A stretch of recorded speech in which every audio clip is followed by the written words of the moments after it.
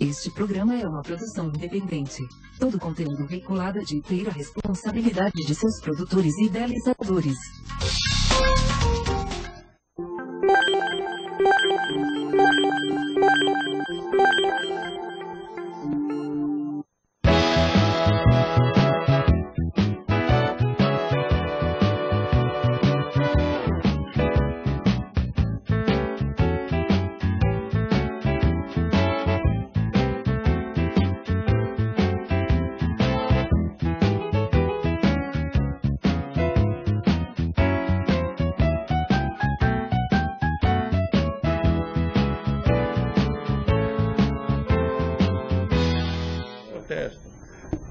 Boa noite, estamos iniciando aqui mais um programa do Cueca Apertada, diretamente dos estúdios da UOL TV, aqui na região. Aqui é paraíso, né, professor? Aqui é onde nós estamos, é sempre o paraíso. Sempre o paraíso, estamos aqui. O professor estava relatando aqui um incidente fronteiriço, né, professor? Um quase incidente diplomático. Diplomático, chegou a ser... Envolvendo a nossa pessoa, isso ganha contornos midiáticos. Internacionais. Né?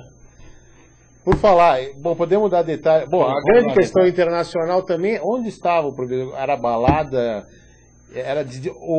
foi levantado que podia ser, foi ventilado aqui no programa, que podia ser uma festa estilo Bunga Bunga, do Berlusconi, seria uma variante daquelas de Ibiza que o professor vinha se tornando habitué. Ora, pois. A nossa missão era, como sempre, cultural. Fomos a um congresso de abertura de relacionamento. Houve congresso interamericano de Mercosul, não é? Sobre direito. Sobre direito. E tivemos que atender essa missão. Dali também a necessidade daquela nossa ausência temporária e sentida da quinta-feira passada. Bastante sentido. Foi preenchida, claro, mas assim, a saída do professor é sempre sentida aqui. Que é isso? Fazemos ponto aqui. E aí? E o direito? Como vai o direito? É direito. Professor, mas vamos falar hoje. Vamos contar, vamos deixar para depois, vamos deixar isso. Um incidente diplomático. A gente vai falar hoje temos um cueca eminentemente internacional hoje. Vamos falar aqui do Mubarak, não é isso? Momentos cueca apertada de Mubarak. Osama, na verdade, a gente vai falar da Al-Qaeda. Al-Qaeda que parece que não tinha tanto dinheiro quanto diziam, né? Diz que para fabricar, eles tinham $4 mil, parece, para fabricar bomba atômica. Isso é surrealismo. Isso foi um artigo que saiu na Foreign Affairs, que talvez seja uma das revistas, talvez não, é uma das revistas de relações internacionais mais prestigiosas também do mundo. O que mais vamos falar? Vamos falar da CBF, professor. A gente vai falar de futebol. E as andanças do seu presidente, não é? Tricky Rick, segundo o jornalista inglês. Tricky Rick é um mágico, né? Então ele está brincando com o nome do Ricardo Teixeira. E que mais vamos falar? De férias dos magistrados. Sim. Que mais? E um tema econômico, não é isso? O que era, professor? Vamos ver, deixa eu escutar pela memória. Dívida. Obama, teto da dívida. O debt ceiling. Como eles falam. Vamos falar de teto hoje. Professor, por que a gente começa? Por que a gente começa hoje? Você que está chegando de férias tem prioridade escolher. Não são férias, é uma missão de trabalho. Tudo bem, o senhor está sempre trabalhando. O que começamos hoje? Para descontrair o começo, você quer que eu conto o momento de, então conta, de extorsão? Foi extorsão lá na fronteira? Vamos trabalhar, prestigiar a Argentina com a nossa presença. Não é? Quando... Cidade? Em direção Posadas. Posadas é uma semi-metrópole argentina. A oeste ao melhor estilo Corumbá do Paraná, Vecino Paraguai. E tem uma contaminação cultural, talvez. Né? Contaminação ou um sharing, tem um mix cultural. É uma interpenetração. Quando, dirigindo prudentemente, fomos surpreendidos por dois militares, militares, acenando intensamente para que nós nos recolhêssemos ao acostamento, no que fizemos ato imediato. Né? E, na linguagem deles, falaram, ultrapassou 4 radares. Mas como 4 radares? Um puta escândalo. Queriam falar com a Cristina. Queriam chamar a Cristina. Mas como 4 radares? Estava despacio. Devagar. Não, são os radares de 20 e 40 quilômetros, são fotografados, esta viatura. Aí o outro, eram 2. Um sacava, jefe, aprendemos a viatura esta, assim, mas como? Pero no, despelote. Espera aí. Não, são uns 50 mil pesos de multas acumuladas. Vamos volver outros 50 quilômetros para lavrar a multa. Vamos volver 50 quilômetros. Não, vamos fazer isso. Não, está errado. Está errado. Você vai ficar acá até lunes. Vai prisão perpétua. Porra, não, calma lá. Alto lá. Vai lá correr. Aí consultava o chefe no celular, que devia ser virtual. Mas na hora você fica relativamente intimidado, até nós, né? Claro. O que acontece? Tem essa familiaridade.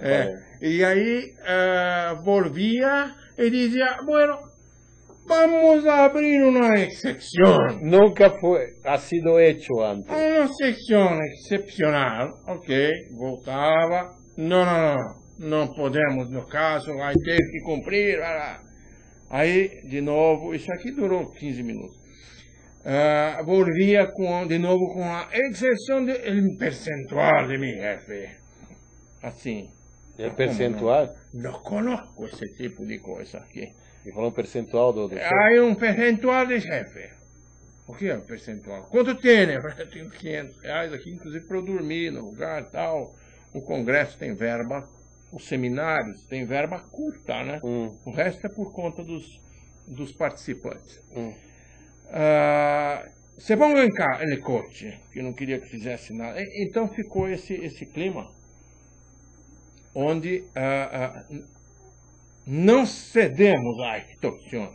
Não cedemos à extorsão.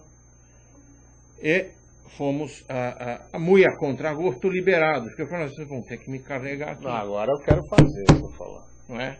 Não é? Então, o professor ficou a lição, então. Ficou com essa experiência. Não passarão. Não passarão. Tive também uma situação, contei uma vez a situação perto de Salta, né? Você teve uma expedição muito mais arrojada. Mas é uma situação na Argentina, assim, muito parecida. Professor Mubarak, você viu a foto dele no jornal? Na internet? Eu achei que aquilo era uma montagem.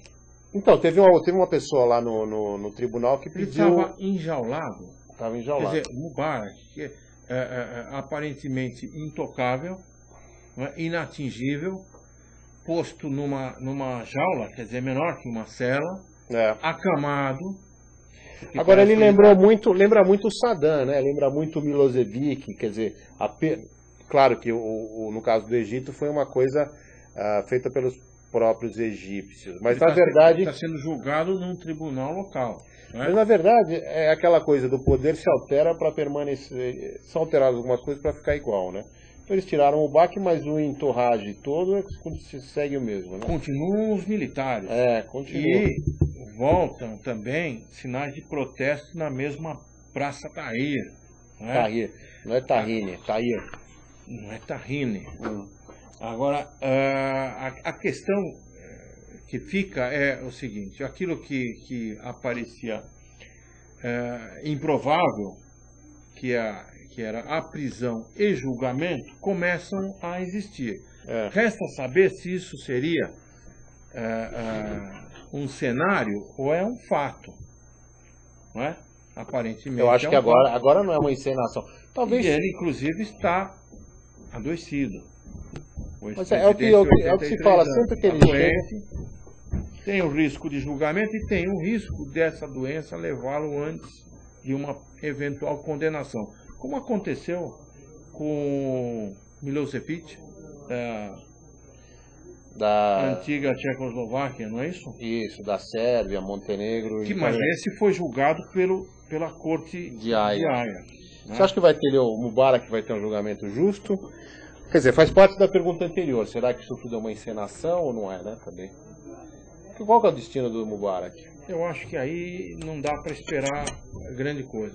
É possível acreditar que tenha um julgamento, ainda que no próprio país onde ele exerceu enorme influência por mais de 30 anos, não é? Mas como isso tem uma pressão e uma cobertura da mídia internacional, da imprensa e da própria oposição local, é de se esperar que esse julgamento seja sério, ao meu ver. Você acha que vão... Eu não sei, só que Você acha que ele vai para cadeia ou... Você acha que ele vai para cadeia ou... É uma situação difícil porque você tem etapas longas de julgamento e com a possibilidade de que ele não resista pela própria condição pessoal. Mas muitas vezes isso é levantado. O convidado chegou, pessoal? Pode entrar o nosso convidado dessa noite. Pode entrar no meio, não precisa ser não, Henrique. Ah, é? Tá se preparando. Vamos falar com esse convidado. Ele chega aqui e já vai pro banheiro, ele não vem pro... Não, mas é compreensível que dê um certo temor. Entrar no cueca é sempre uma... sempre precisa de uma preparação. Eu também, né? A gente mesmo fala, né? Professor, eu acho que ele vai ficar na cadeia. Agora, se você pensar bem, já tivemos uma condenação. Quer dizer, para um ditador, a própria expulsão do poder, como aconteceu, não vejo condenação maior, além da questão do resgate daquilo que tudo se o acusa de ter levado. Esse é um outro capítulo. Mas isso é, como diria o próprio professor, isso é uma tremenda hipocrisia, porque todo mundo ganhou, não existe um só que leva tudo. Ele era tem toda a enturragem ali. O líder. Pessoal, vamos fazer um intervalo. A gente volta em 30 segundinhos.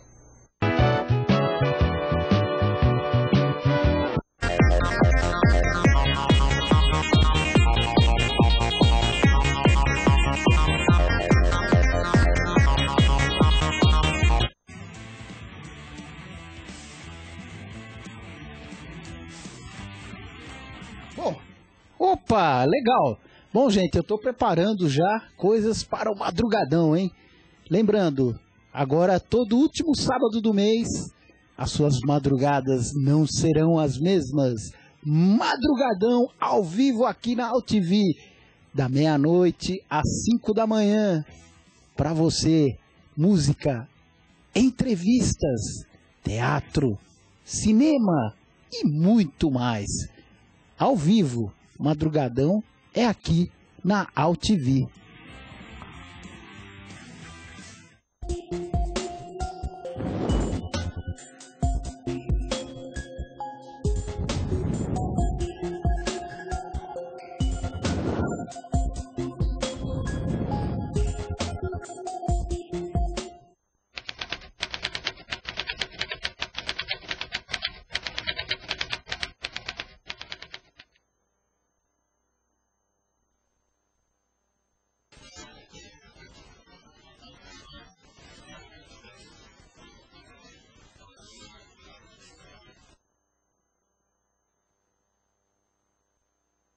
Vocês trocado por merda é caro. Eu admiro mais a merda do que vocês. Vagabundo! Vagabundo! Ele é lápis de ouro! Lápis de ouro! Ele é de ouro!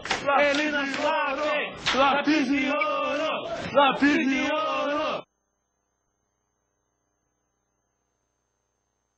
Sandro se tornou dependente ainda criança e jogou seu futuro ladeira abaixo. Na adolescência, trocou o trabalho com seu pai por uma vida arriscada, cheia de altos e baixos. O diálogo e o incentivo da família, desde criança, fizeram do Sandro Dias uma pessoa segura para viver bem, sem drogas. Você vai fazer agora? Diz aí que você vai fazer. Que futuro você está buscando? Converse com seu filho sobre drogas. Vai, menino, tá suando. É o abertura do programa, tá suando, mano. Vai, por favor, vai. Tentação.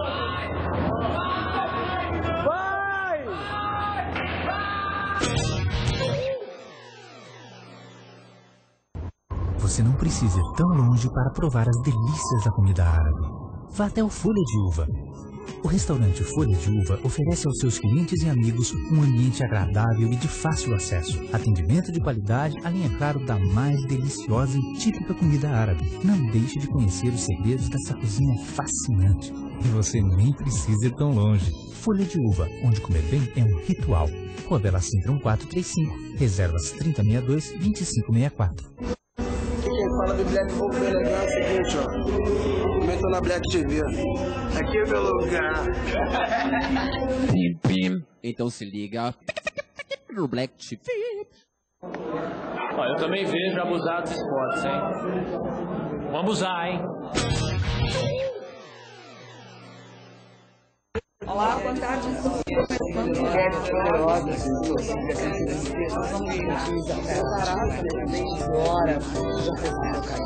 Mulheres Poderosas entra de férias. Mas a partir de agosto a gente está aqui de volta para comemorar com você o programa de número 200. Olha só, nós somos poderosas, mas como ninguém é de ferro, férias. Até agosto. Te aguardo. Olá, pessoal. Já deu para perceber que eu sou a Zezé Mota e eu também estou na Black TV. Uau! Pim, pim. Então se liga no Black TV.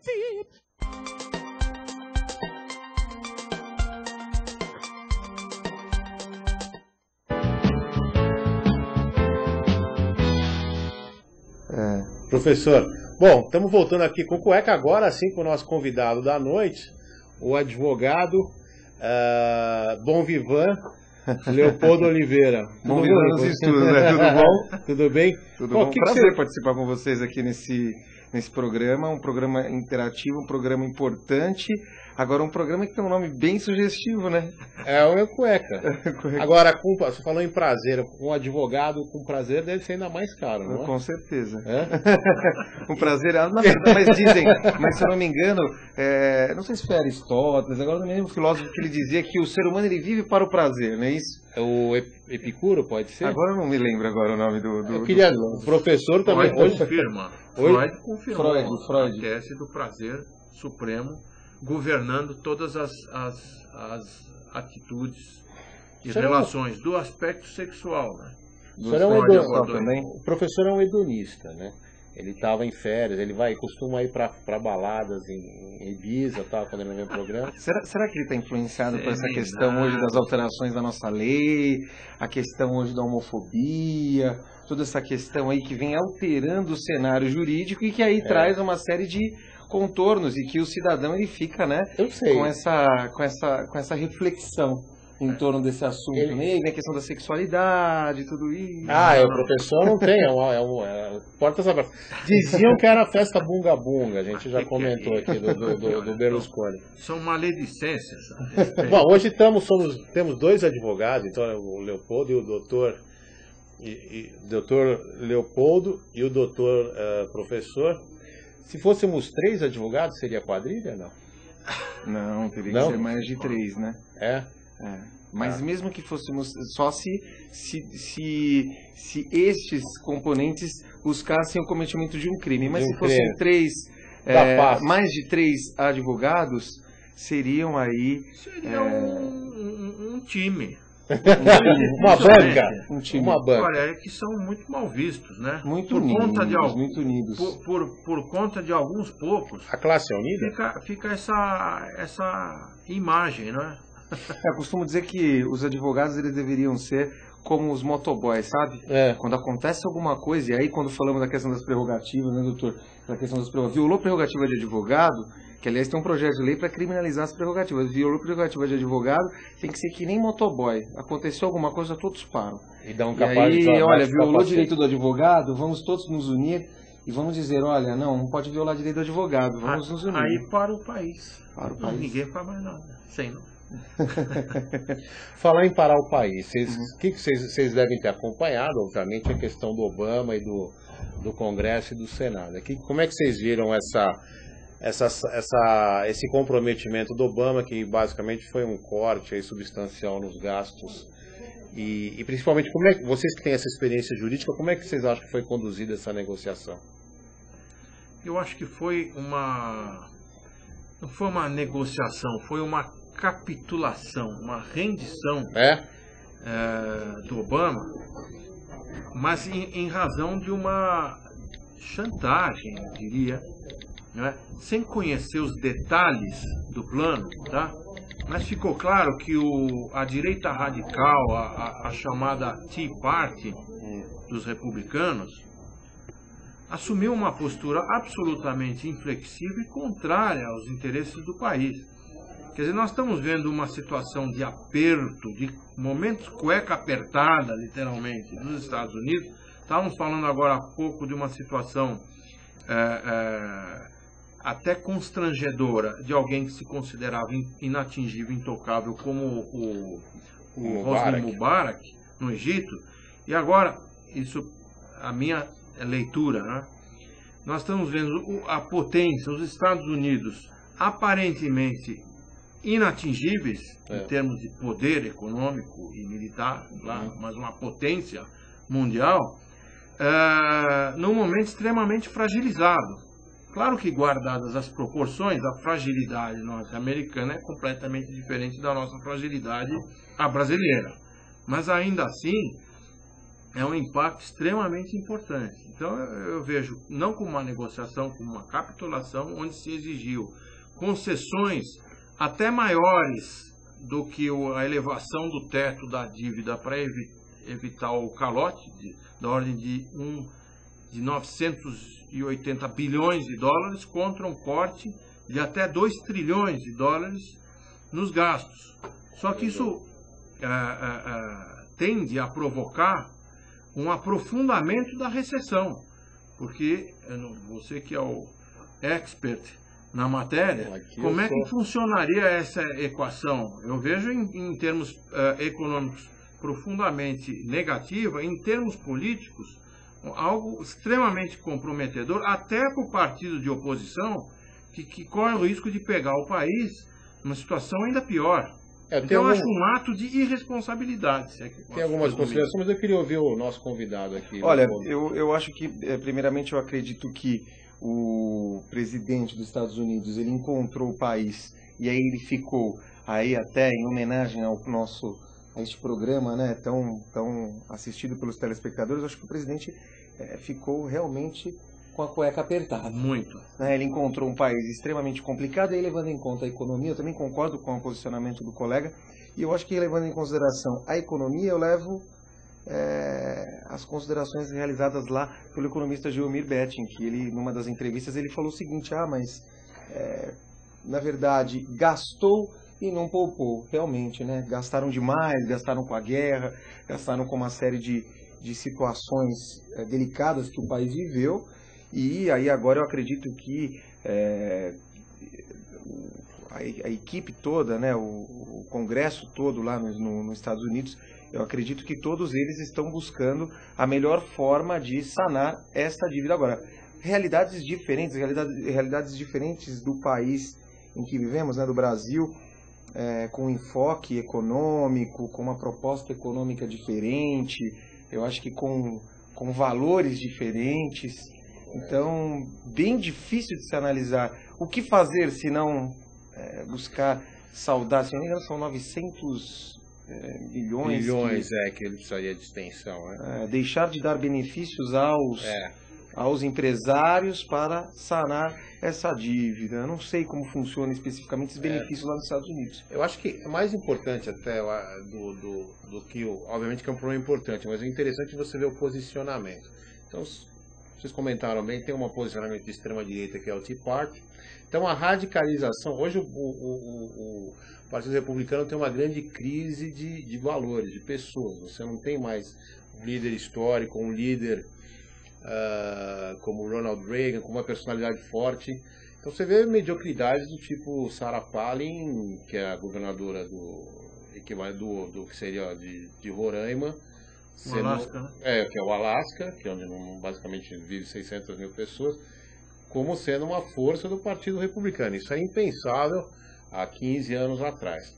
Então você, dentro disso, quer dizer, o espírito conciliador do Obama, ele já está sendo questionado, porque talvez fosse a hora de você bater firme e falar, olha, nós estamos no buraco, e é hora de não ficar brincando de um empurrar o problema para outro. Porque você olha as pesquisas depois que saíram, a popularidade do Obama está baixa histórica, eu acho, mas a do Senado e do Congresso estão mais baixas que a dele. Agora, sob o ponto de vista empresarial, será que, levando em conta, por exemplo, uma perspectiva aí empresarial, será que essa equalização de valores, será que não seria o meio mais positivo dentro dessa ótica de déficit na economia? Equalização de valores, você diz? Equalização de valores, essa troca de números. Não, olha, vamos deixar de dar o benefício para os empresários e vamos tentar equalizar a nossa dívida pública através de...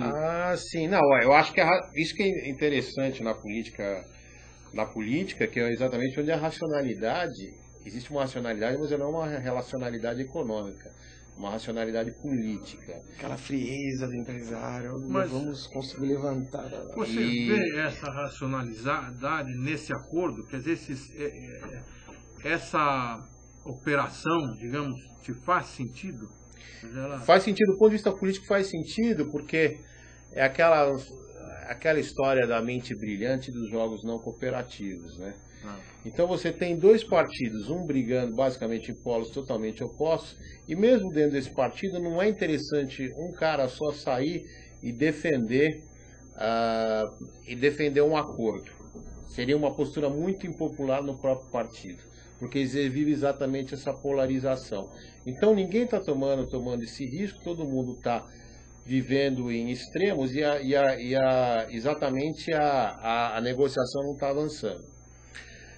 Chegou-se ao extremo de invocar a 14ª emenda, não é isso? Capítulo 4, é isso? Que nunca tinha nem se pensado, que era dizer que você obrigatoriamente, o presidente tem que pagar as contas, e no capítulo 1, no parágrafo 1, capítulo 1, que a dívida americana basicamente é legal tender, é o curso forçado. Então, o Obama, ele disse, não, nós não vamos por esse caminho, nossos advogados não nos recomendaram. Eu não acho que o advogado não recomendou, eu acho que foi uma posição política do Obama de não confrontamento. Ele acha que não é hora de radicalizar mais aí no processo. Agora, hoje, se vocês olharem até, e eu já estou estendendo mais do que eu gostaria, os Estados Unidos e a Europa são os próximos Japão. Se vocês olharem a capa do Economist, teve uma sacada brilhante, botaram o Obama e a Merkel de japoneses. Por quê? Porque o Japão viveu essa última década, basicamente com grande quantidade de capital e com crescimento baixíssimo, que é exatamente o que está se configurando o status, o caminho que está seguindo os Estados Unidos e a própria Europa. De estagnação. Estagnação, com aquele risco de inflação mais contido, crescimento muito baixo e extrema liquidez. Tanto é que o capital aqui no Brasil, vocês seguramente estão acompanhando, está tendo um influxo gigantesco. O câmbio, eu não fiz as contas ainda, mas o câmbio é 1,59, 1,57, está mais valorizado do que antes da crise, que estava 1,20 lá em 99. Em termos reais. Em termos reais, a gente está com o câmbio mais valorizado do que hoje. Tanto é que você está tendo um boom imobiliário em Miami, e na Flórida e tal, de brazucas que estão comprando. Agora, será que os acionistas estão buscando os Estados Unidos como... Eu acho que não. Acho que... Não. Engraçado, hoje vocês acompanharam que a Bolsa caiu 5% aqui, né? Eu não acompanhei hoje. Caiu 5%. 5 e alguma coisa, 5,70 eu acho. Está no nível mais baixo, acho que desde 2008. Está caindo, mas ainda está alto. ainda não tá, ainda está relativamente cara, ainda pode cair mais. Mas o grande, eu acho que é interessante porque a gente está chegando num ponto que existe uma certa alegria do ponto de vista de mercado emergente, de brasileiro chinês, de falar, porra, até que enfim, nos Estados Unidos a gente está melhor que os caras, né? Mas não é ilusório isso aí? Porque nós dependemos, não tem aquela história de que se os Estados Unidos espirram, nós já pegamos uma pneumonia? Não, eu acho que antes pegava a pneumonia. Agora, se eles espirram, a gente espirra também. Espirra também, quer dizer, não interessa para o mundo. Pro mundo. Depois, pela nossa reserva, reserva ambiental. Nossa reserva ambiental, nossa Amazônia. Mas veja acho que é a reserva cambial, né? Eu acho que reserva de moeda. A proporção dessa crise, que eu acho que ainda não nos conscientizamos da magnitude que está abrangendo os Estados Unidos e a Europa. Os riscos são altos. E esse desencadeamento fatalmente vai criar a perspectiva, o risco até de um impacto negativo nosso e dos emergentes. Em termos de recessão, de risco de inflação e tudo mais. Ou não? Eu acho que quem dita a economia hoje, quem está dizendo se a economia mundial vai crescer ou não, é a China, o Partido Comunista Chinês. Enquanto eles falarem, vamos crescer, vamos manter essa história. Agora, ao mesmo tempo que eles mantêm, que estão sendo a locomotiva, que está puxando esse trem muito pesado de toda a economia mundial e cada vez tendo que fazer mais força, eles mesmos estão produzindo desequilíbrios, que eles não, obviamente, por ser uma economia fechada, você não tem essas informações. Eu tenho certeza que a China está com uma série de créditos problemáticos internos e ela tem uma grande, como a gente já comentou aqui, tem uma grande parcela da dívida americana. Pois é, são os maiores credores. Os maiores credores, o Japão, o Brasil, até o Brasil é um grande credor hoje. Então está naquele impasse, eu não posso também provocar uma corrida contra a moeda americana, porque eu também sofro. E hoje eu estava falando aquela história que há um certo prazer nos emergentes, nos Estados Unidos. Ontem saiu uma agência de crédito chinesa. Ah, claro. Essa foi a primeira que rebaixou a nota dos Estados Unidos. Rebaixou a nota, imagina? Eles estavam esperando desde a fundação da agência. Acho que desde a Guerra do Ópio eles estão esperando isso. Pois é, mas você diz, a China hoje seria a locomotiva mundial.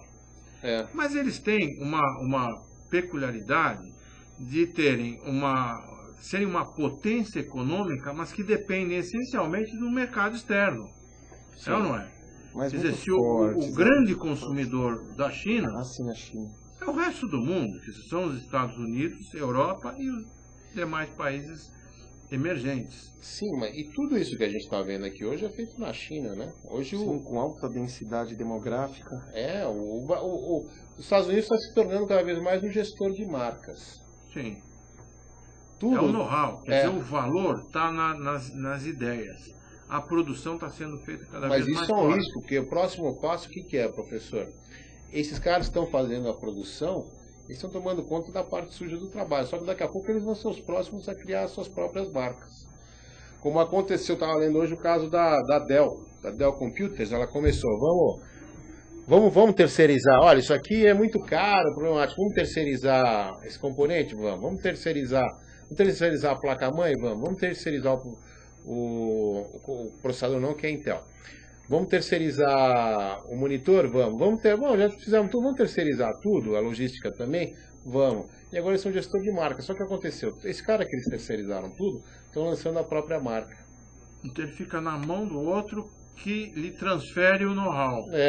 Ele já não tem mais, ele até tem o know-how, mas ele não tem mais o ativo para fabricar as coisas. Então é um risco você... dificuldade de competitividade nesse mercado tecnológico, né? A coisa não para de crescer. Mas em geral, hoje você pega a Nike também, é tudo... Mas a Nike faz tempo que não tem uma fábrica, não é? Não tem, não. Já Nike... gestor, foram os primeiros. A Nike é uma marca, essencialmente é a marca e o design. Você falou da Dell, a Dell entrou no mercado aí com força total, distribuindo computadores e fazendo uma série de parcerias e convênios bem agressivos. Bem agressivos, produto de qualidade. Mas eles estão, eu acho que é um pouco que os trabalho para HP, né? Deu trabalho. Eles sobrepassaram a Compaq, a HP, todo esse pessoal hoje está se ligando muito cada vez mais na parte de serviços, né, essas empresas de tecnologia. O caso da IBM foi típico. A IBM é uma empresa com consultoria. Mas houve uma redistribuição, né, de nichos de mercado. A IBM focando-se em grandes e médias empresas, mas com produtos mais específicos, sem pretender ser mais aquele fornecedor do computador pessoal. Agora, minha pergunta em relação a vocês é: como é que vocês, quando vocês têm coloquem isso no papel do Obama, como é que vocês conduziriam isso? Essa negociação de dívida? Bom, é difícil dizer, mas com certeza com opiniões diversas, buscando através de opiniões diversas encontrar um caminho, e com grandes estudiosos e com grandes especialistas no mercado de capitais e outros. Mas você não acha que uma hora ele chega cai no colo dele, ele tem que tomar uma decisão, vou pra cima? Agora eu não acho que a decisão dele foi tão ingênua não, viu? Não, ele não é um homem ingênuo, pelo contrário. Com certeza isso foi bem pensado. Como um político no Brasil que ingressa num partido dizendo, olha, quero... E olha, ele teve, bom, sem falsa modéstia, alguns telefonemas chegaram ao seu BlackBerry. Chegaram aqui da Casa Branca em franco desespero. Eu não pude atender a todos por conta de outros compromissos. O que a angústia do presidente era esta, que ele emergiu de uma condição especialíssima de alto apoio popular, não é? Como uma alternativa àquilo que se encontrava aí de deturpação da condução dos Estados Unidos e de desprestígio, não é? Pelas barbaridades praticadas no governo anterior e pela nova perspectiva que ele trazia. Só que a questão é dizer como eu faria. Eu não conheço os parâmetros que ele tem, porque o de que ele não tem, em termos de quê? De costura, de apoio.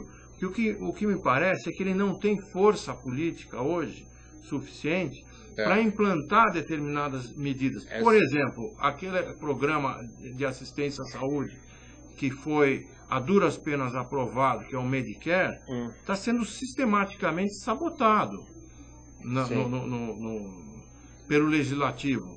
Só que isso sai da vontade, quer dizer, o presidente passa a não ter a força suficiente para manter ou implementar essas medidas, apesar do sistema presidencialista americano ter um componente muito forte de poder, quer dizer, o poder ainda do presidente é considerável. Sim. Só que, em determinadas ações, vide orçamento, ele está inteiramente na mão do Legislativo. Se ele não tem aprovação, não se faz mais nada. Então eu acho que esse é um ponto complicado, ele endurecer sem poder para tanto. Endurecer pelo sem perder a ternura, né? Não é, professor? Não sei como você vê isso. Como faz? Olha, a Ana está comentando aqui, a Ana que está aqui no chat, mercados temem, além da crise da dívida europeia que atinge Itália e Espanha, que a economia americana volte à recessão. Isso é verdade, existe um sério risco de recessão aí. E o mais incrível é que os Estados Unidos não têm experiência de recessão. Se bem que eles passaram por um problema, né? Se eu não me engano, no ano de 2000, eles enfrentaram uma recessão no ano de 2000. Não, você teve a crise Teve uma crise. Do dot-com, né? Recessão. Vocês que são especialistas nessa área, mas eu acho que foi uma recessão, não foi? Naquela época, acho que hoje eles enfrentaram uma crise, né? Eu me apaixono por esse assunto. Você teve uma crise de grandes fortunas, os grandes investidores perderam muito dinheiro com venture capital, com private equity na área com a bolha da internet. A bolsa caiu e tem um efeito que quando a bolsa cai todo mundo se sente mais pobre. Mas era mais setorizado, então. Não, você não tinha perspectiva, você não tinha o tamanho, o que assusta hoje é que você tem uma liquidez muito grande. Hoje você tem muito dinheiro no mercado sem ter investido em atividades econômicas. Você tem produtivas, enfim. Então o que acontece? Existe um medo latente, o mecanismo que você tem, que é normalmente uma política fiscal expansionista, que é o que o Obama tentou fazer, não tem a mesma eficácia que tinha antes. Por quê? Porque você tem um risco de inflação também muito grande. E acaba acontecendo o que aconteceu. Você bate no limite de endividamento. Né? É um limite que ninguém sabe se esse é um limite que ultrapassado levaria a uma descrença na dívida americana. Ninguém sabe, e justamente porque não sabe, que se tem esse medo. E obviamente, o Partido Republicano capitaliza em cima disso. Então é uma situação totalmente nova na cabeça do americano e na cabeça do mundo inteiro. E isso sem contar o percentual de desemprego que continua elevadíssimo, sim, apesar do início de retomada de crescimento que eles tiveram aí a partir de 2009, não é? Isso. Isso não mudou o percentual de desemprego. Não mudou. Então, se cogita de que houve uma substituição pela tecnologia, absorvendo menos mão de obra, mas hoje um dos grandes entraves, né, que está produzindo uma crise social sem precedentes, é o patamar de desemprego elevadíssimo e sem perspectiva de redução. Agora, o que gerou tudo isso? Na verdade, boa pergunta. Eu já notei, Desculpa, o Leopoldo tocou na ferida. Tocou na ferida. Agora, eu fiquei pensando, porque qual o ponto crucial aí? A guerra, a questão o que se deflagrou, me corrija se estiver errado, esse grande ponto foi, essa explosão, essa crise, foi a bolha imobiliária. Né? Foi a bolha imobiliária junto com as guerras, né? Milhares de famílias, né, que perderam as suas casas, as hipotecas, quer dizer, a roda, o ciclo lá, aquela bicicleta de financiamentos de longuíssimo prazo, sem lastro, que dava moradia para todo mundo, arrebentou. Isso foi um deflagrador, não? Aí a crise imobiliária foi muito os meios justificando os fins, né? Ou seja, porque a estrutura que envolvia a comercialização desses empréstimos ficou tão lucrativa, você começou a fabricar empréstimo para gente que não podia ter, que eram os ninjas, né? Sem salário, sem renda, sem ativos, e isso provocou a quebra. Basicamente é isso. E aí você tem que manter esses ativos todos no balanço dos bancos, que eles voltam. Tem um processo de foreclosure, como eles chamam. E você gera um problema mais só econômico, um problema social, do tecido social americano. E o American Dream? Né? Me falaram aqui, eu chegava aqui e podia viver o meu sonho. Não é bem assim. E isso que é a novidade na cabeça do americano, porque cada vez o patamar, o americano, os Estados Unidos vai ser um país inovador por muitos anos, pela estrutura, pelo judiciário que eles têm, que vocês podem saber melhor do que eu, por todas as universidades, etc. A capacidade de pesquisa, de produção de conhecimento é ainda incomparável. Né? Lembro de uma situação peculiar que eu vivi nos Estados Unidos quando eu passei por lá há 12 anos atrás. Eles montavam um sistema de timeshare. Não sei se vocês conhecem, mas aquele sistema que você compra o determinado... Alguns dias ou horas, direitos, horas. Você tem horas o ano inteiro, claro que você não vai utilizar. E aí eles utilização compartilhada, bem interessante. E eles juntam aquele público todo naquele salão, e quando alguém compra, todo mundo bate palma. Tem uma coisa meio messiânica, né? Bem... Não sei se ainda... Eles tentaram vender isso aqui. Eu mesmo 12 anos atrás. Eu já fui convidado para um desses eventos, incauto. Compareci, aqui um seminário de lançamento de empreendimento, te trancam numa sala, horas, até você perceber É que eu não te contei o final disso. Fui de limousine. Mas voltamos de furgão. Voltamos no furgão. Fomos de limousine. Então você pegou um negócio... Agora quem fechava o timeshare voltava de limousine. E nós voltamos de isso isso é uma coisa meritocrática, né? Mas é a primeira geração americana que é mais pobre que a geração anterior. Isso é inusitado. Inusitado. Nunca antes naquele país. Esse ele pode dizer lá, como diz o Lula. O Obama pode falar, nunca antes neste país. Né? E a perspectiva é que os Estados Unidos, relativamente falando, nunca mais vão ser tão ricos quanto já foram. Relativamente falando. o que contraria a lógica do crescimento. Quer dizer, se diz que as gerações futuras serão sempre muito mais ricas que as mais ricas das anteriores. Sim. Né? E essa é uma inversão? Então, essa é uma inversão por uma inversão estrutural. Isso em termos relativos, quer dizer, eles não serão mais ricos, mas mais perto do que eles eram em relação ao mundo antes, não vai mais existir. Você tem toda a China crescendo, o Brasil crescendo, os emergentes crescendo, diminuindo esse gap, absorvendo muito do valor adicionado que antes era feito nos Estados Unidos.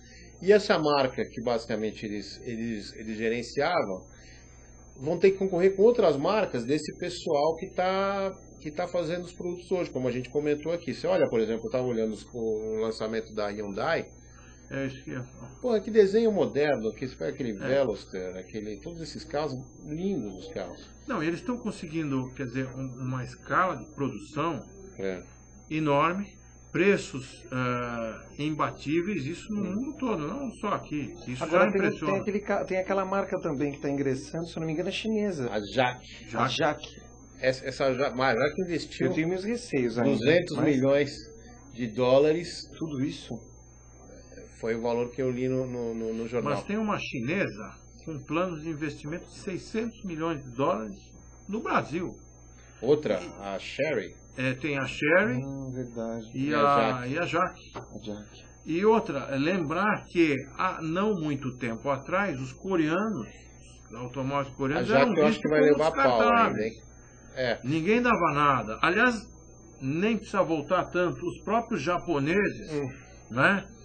Há algumas décadas, vamos dizer assim, era carro que é impensável comprar carro japonês, não. E hoje são referências. Agora, com todo respeito, tem o receio dos veículos que podem ficar parados lá, aguardando peças e outros isso já foi um fato anterior, né? Tomara que não aconteça isso novamente, mas hoje, o cidadão não ter esse problema aqui no Brasil. Hoje as próprias fábricas estão produzindo aqui. E você tem uma realidade, isso no caso da indústria automobilística é um fenômeno mundial, que os componentes necessariamente são feitos em várias partes do mundo, mesmo em relação às empresas tradicionalmente estabelecidas aqui. Fenômeno da globalização trazendo benefícios para todos nós. E vice-versa, motores nossos sendo montados em carros de primeiro mundo também. Não tem jeito isso. Vocês viram... Mudando um pouquinho de assunto, vocês viram o Ricardo Teixeira da CBF? Eu não acompanhei esse cara. Eu acompanhei um artigo que eu fiz. Em que instância, doutor? Acompanhou o caso? Não acompanhou? Hoje eu não eu diria o seguinte, que você foi poupado. Você foi poupado, exatamente. Porque li um artigo piauiense da revista Grande revista Piauí. De um repórter que conviveu algumas semanas, 10 dias, com o líder na Suíça. O Führer. O que me impressionou foi a desenvoltura, eu diria sem cerimônia, né? A disfarçatez, na minha opinião. Né? É disfarçatez. Com que trata os assuntos? Se aquele linguajar é o que aconteceu, eu achei. Agora, ele diz assim, isso aqui é uma atividade privada, ninguém tem nada com isso. Aliás, sempre achei estranho a CBF, né? Se diz, digamos, ela é provida de recursos próprios. Como é que funciona isso? Mas toda hora você vê você vê torcedor da Coca-Cola, você vê torcedor da Volkswagen, é sempre realmente é como qualquer outra coisa, né? Entidade privada, mas o Itaquerão, só para ficar num exemplo bem recente, está sendo construído, né, reformado com recursos públicos. Como é que é isso? Então, em detrimento do Morumbi, né? Então fica aquela coisa de... Será que ele vai sair? Itaquerão? Se eu não me engano, estão pedindo a saída do Ricardo Teixeira, não é isso? Então, mas é difícil remover o jornalista inglês chama ele de Tricky Ricky. o Ricardinho que faz as mágicas. Que ele faz, né? Ele faz e acontece. Uma história muito longa, 20 anos à frente, ganhou 3 finais de Mundial, diz que ele que chegou nas finais. Eu não lembro dele batendo pênalti. E 2 campeonatos, é verdade. Agora, toda a FIFA, todo o prédio da FIFA, o prédio, o edifício estamental da FIFA. Pô, eu estou aqui em companhias seletas, né? Uma pletora. É de castas. Ali é de castas indianas, pô. E tá tudo abalado, né? O Blatter está sendo pressionado por motivo de corrupção. O chefe do futebol inglês falou que o Ricardo Teixeira falou para ele: olha, esquece o Lula, quem manda aqui sou eu. E disse que ele pediu dinheiro. Pois é, mas mesmo com tudo isso... Se não me engano, discutindo assuntos da década de 90. Mesmo com tudo isso, eles continuam aparentemente intocáveis. Não é? Quer dizer, quem substituir, existe nessa matéria também uma pesquisa encomendada ao Vox Populi, que dava ao Ricardo Teixeira 53% de administração boa ou ótima. Isso até pelos Quem resultados. encomendou? O próprio. O próprio encomendou ao Vox Populi uma pesquisa de popularidade. Ele teve índices altíssimos. Você vê como é que é o poder da propaganda. Agora, e de resultado. Será que eu perguntar, você acha a minha administração de Ricardo Teixeira ótima ou boa? Como é que foi feita e tem A e tem B. O que você acha? Agora tem aquela briga pela transmissão de campeonato, que isso aí gera uma controvérsia danada. Globo e Record. Nossa, todo mundo quer... É a Jihá brasileira, né? Nossa, isso vira uma polêmica. Justamente, disse a própria matéria, que na Globo não se encontra nenhuma notícia desfavorável ao Ricardo Teixeira, o que já não acontece com a Record, né? E ele ainda se jacta disso. Fala, a TV é a Globo, tá? Eles não ousam falar mal de mim. Eu não chegar a dizer isso. Porque o que ele fez foi num determinado... Quando a Globo contrariou, ele colocou um jogo às 7h45, entre a novela das 7 e a novela das 8. Detonou tudo que era anúncio da Globo. E os caras nunca mais fizeram nada. Não tem poder para tirar ele lá, né? É o poder. Ainda dizem que a Globo manda no país, não é tão verdade, pelo jeito, né? Aliás, ele estava regulando ingresso até para Dilma, né? Para cima da Dilma. Eu acho que ele já está naquela história do Ícaro, ele já está voando com asas de cera, o nosso amigo. Seria bom ele cair. Aliás, toda hora ele processa o Juca Kfouri, né? Juca Kfouri para lá, ele processa o cara. Ele tem lá uma diferença pessoal, são mais de 50 ou 60 processos? 60 processos. Né? Eu acho que é também absurdo, né? O judiciário acolher todo esse processo sem ter... Aí vocês podem falar melhor do que eu falo como cidadão aqui. Sem ter nenhum filtro. Esse cara tem que tomar uma advertência, né? Mas aí é que está. Aí é que está. Como a gente costuma dizer, o fórum está aberto. Quer dizer, a iniciativa do sujeito nunca pode ser, digamos, barrada. E as penalizações que existem para abuso nunca atingem eficientemente os poderosos. O sujeito tem, eventualmente, do abuso, uma multa ou outra. Como são tantos eventos passíveis de questionamento, é difícil você conseguir cercear esse Mas tipo sabe de que isso me iniciativa, lembra, professor? Obviamente que eu sou um leigo, um usuário, mero usuário do sistema. Mas eu acho que é uma tremenda... No meu modo de ver, não tem sentido essa história fora do tá aberto. Porque tá aberto com um cara... Se é verdade que um cara já levou 10 milhões de dólares e um cara que ganha 15, 20 mil reais por mês, esse cara tá com todo o dinheiro para processar o outro e mete 60 processos e ele vai calar o outro. Onde é que tá a legitimidade disso? De certa forma, o ingresso com uma ação, o ingresso com um processo na justiça tem amparo, de certa forma, na nossa lei maior, na nossa lei magra, na nossa Carta Constitucional, na nossa Constituição Federal. Agora, claro que... Mas fala assim, mas 60 processos. Claro que processos coincidentes, com interesses, seriam... Eu acredito, não acompanhei, mas acho que seriam processos diferentes. Diferentes buscando. E, aliás, aquele que tem o seu... que tem um prejuízo, aquele que necessita de uma reparação, deve pleitear, sim, uma ação.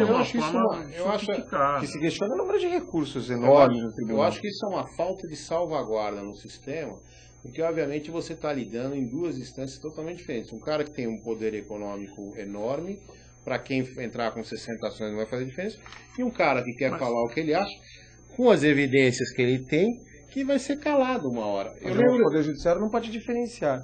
Mas ele diferencia. Não. Ao não estabelecer diferenciações, ele diferencia. Sim, mas estabelece que existe da um mesma princípio forma de tratar desigualmente os desiguais. Só que quando diz fórum aberto, assim, tem um princípio que você tem, já que o Estado tem o monopólio da justiça, quer dizer, se eliminou a justiça privada.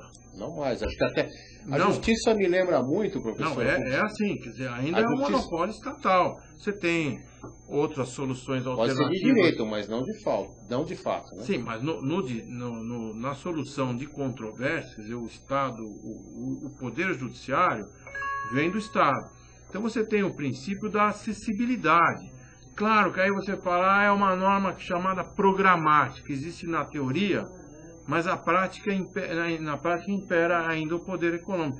É verdade, quer dizer, o sujeito que tem recursos pode usar e abusar, mas todo o trabalho que vem sendo feito, aí desde a redemocratização, Constituição de 88 e tudo mais, nós não tínhamos nem isso. É de tentar, dos juizados especiais, da gratuidade de acesso para os necessitados, é de ampliar o acesso, não é? Claro que isso está ainda muito longe do ideal. Mas eu acho que ampliar o acesso em muitos casos, a gente viu isso, por exemplo, no caso do Daniel Dantas, que teve um engenheiro lá que levantou um monte de coisa e ele encheu o engenheiro de processo.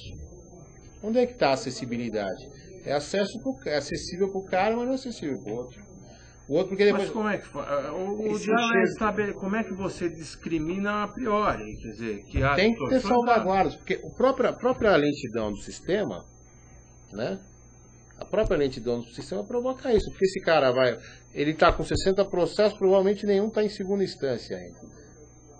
Porque talvez tenha um ou outro em segunda instância. Você leva 8 anos. Onde está a justiça aí? Porque não é justiça, existe só teria que dar outro nome para a justiça. Tá, mas então vamos dar uma outra solução, dizer como é que você estipula cotas? Porque esse cara só faz isso... Eu acho que também nós temos que analisar que o nosso poder judiciário, no caso, os nossos juízes, eles não julgam. Sob o ponto de vista normativo, eles trazem segurança jurídica para o sistema. Então nós temos um sistema composto por normas, e aí o que acontece? O cidadão ingressa com aquele processo para quê? Para que ele tenha segurança jurídica. Mas não que aquela questão dele seja julgada, mas que tenha segurança jurídica, ou seja, aquela controvérsia vai ser decidida e dentro do que a legislação permite, nós teremos uma decisão. Mas agora, uma decisão frente a princípios e uma série de questionamentos. Agora, que a nossa justiça, ela é morosa, ela é. Exatamente. Estamos aquém de uma... Mas não é só uma particularidade. Mas exatamente, por ser morosa que não existe a segurança. No mundo inteiro nós lidamos com essa questão de morosidade. Alguns mais, outros menos, mas é uma No meu modo de ver, a justiça hoje no Brasil é muito parecida com a saúde. Quem tem dinheiro vai para a área privada, ou seja, vai para uma câmara arbitral. Não, mas ainda é uma proporção muito mais restrita. A diferença da saúde é que você vê o paciente lá que não está atendido. Agora, ao contrário da justiça, você não vê o tamanho de interesse que estão ali empilhados, não estão julgados ou estão mal julgados. Agora, o Estado, de certa forma, ele propõe a Defensoria Pública para atender os necessitados. Claro, demora um pouco mais, os procedimentos se encaminham ao fórum via malote, estamos longe de uma efetividade plena no sentido de uma agilidade maior com relação aos nossos processos. Agora, ele traz este benefício aos necessitados. Aqui não é uma questão de defender o Estado, não.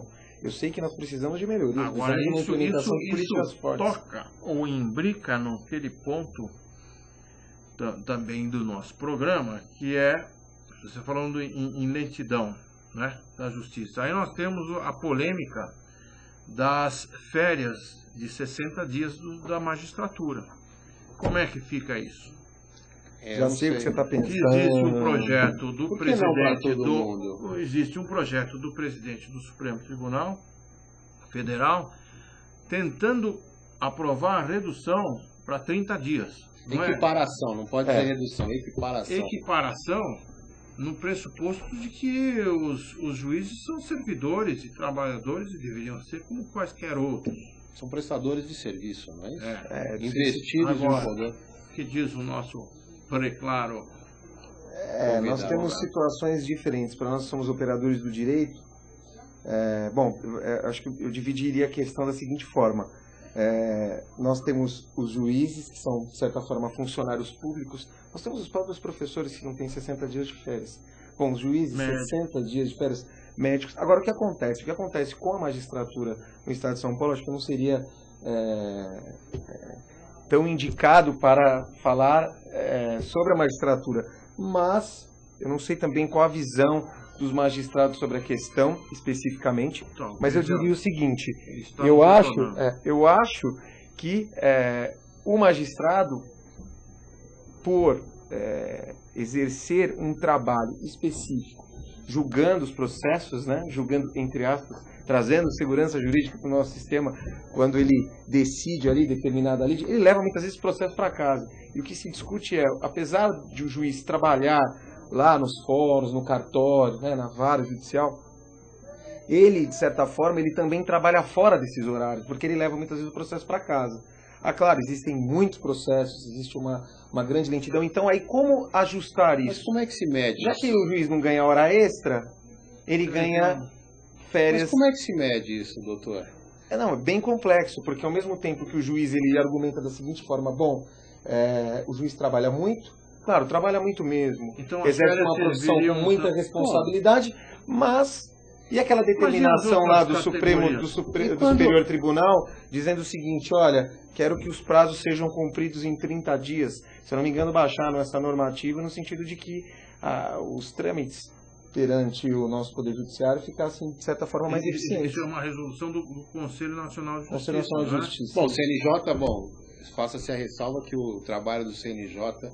depois de muitos anos aí, é muito admirável. Aliás, foi louvável. Você está dizendo como se mede isso? Justamente o trabalho do CNJ tem sido no sentido de estabelecer certos parâmetros de produtividade. Claro, então, passou-se a estabelecer metas, porque sem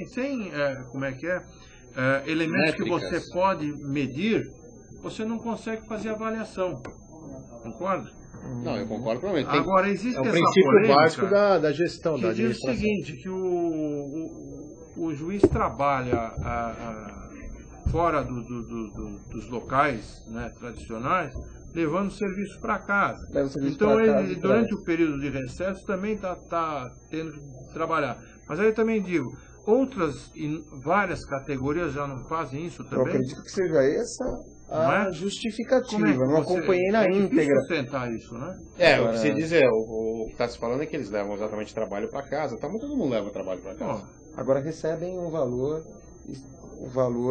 expressivo a nível de salário. Sim, tem um salário diferente, lógico. Diferente dos nossos policiais. Então, quando você tem que pagar um policial, são os mais mal pagos na cidade de São Paulo. Quando você tem que pagar um policial, pode levar uma bala. Pois é, quer dizer, ele corre um risco... Vai ficar cansado ou morto? Da própria vida. É claro que a decisão do juiz é de extrema responsabilidade.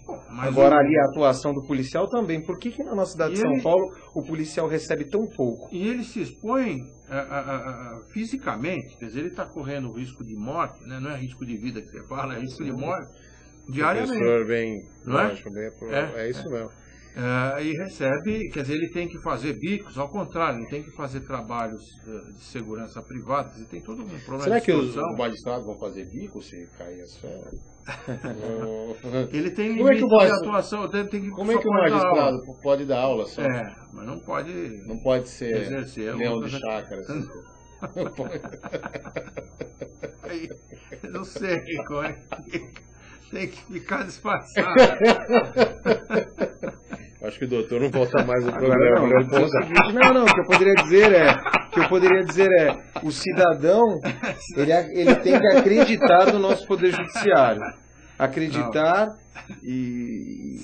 mas sonhar com que a sua decisão seja, de certa forma, pautada em critérios isentos, imparciais e sérios. Então... eu acredito... Você lembra de uma música do Camisa de Vênus? Eu acredito em Xuxa e Pelé. Eu também tô nisso. Eu acredito em Xuxa e Pelé. Tá? O Twitter tá acenando, mas tô vendo ali o Pedro. Eu acredito sim na nossa justiça. Eu acredito. Eu sou bem crente com a nossa justiça. Eu acredito que acho que essa transição que nós passamos é uma transição difícil, uma mudança de valores, quebra de paradigmas. Acho que isso vai melhorar. Eu acho. E se você não acreditar, o que resta? Não, é uma... Se você perder a crença em uma solução, no mínimo isenta e minimamente competente, o que não sobra? Não é? Sobra a justiça privada. Bom, pessoal, chegamos ao fim, né? Isso é dar pano para manga, literalmente. Nossa. A nossa produção já está nos abandonando. Aqui estamos ficando sozinhos. Então, antes que isso aconteça, que a luz se apague, a gente vai falar boa noite. Agradecendo mais uma vez o Eu que agradeço o convite. Realmente ficamos aqui numa situação extremamente apertada. 2 especialistas aqui em economia, em direito, enfim.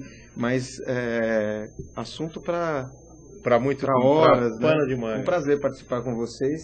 O prazer foi todo nosso. Gostaria daquela entrevista que você comentou, a possibilidade com algum representante da Ordem dos Magistrados. Seria muito bom para que eles falassem sobre essa questão de extrema importância, não só para nós, economistas, advogados, juristas, mas para toda a sociedade, para os cidadãos, né? Para nós sonhadores e que buscamos sempre o prazer. Né? Lógico. Pessoal, boa noite. Até semana que vem. Professor? Boa noite a todos e muito obrigado por a oportunidade aqui do nosso ilustre convidado. Tá aí.